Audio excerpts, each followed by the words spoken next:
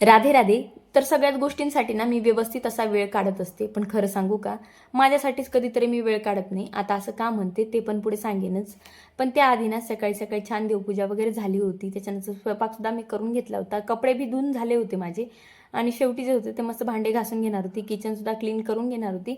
आणि कपडे धुवून जे होते ना ते निथळायला मी ठेवून दिलेले होते. मग इकडे लगेच भांडेसुद्धा लावून घेतले मी. सकाळचं खूप गडबड असते खरं तर सगळ्यांचीच. इकडे लगेच भांडे जे आहे ते लगेच लावल्यावर काय होतं ना, काही जण लावत नाही पण मी लगेच लावते. कारण माझ्या रॅकच्या खाली जे ना पाणी लगेच खाली येतं म्हणून आणि पुसताही येतं म्हणून मी लगेच लावून देते.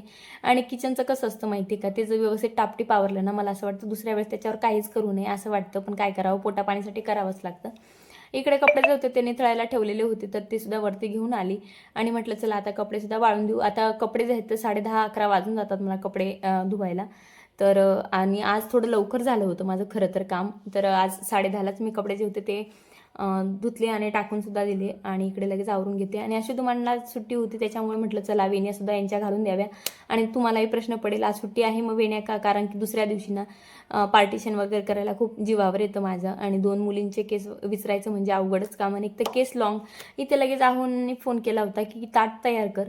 आता म्हटलं एक असं कोणी करतं का की लगेच ताट तयार कर.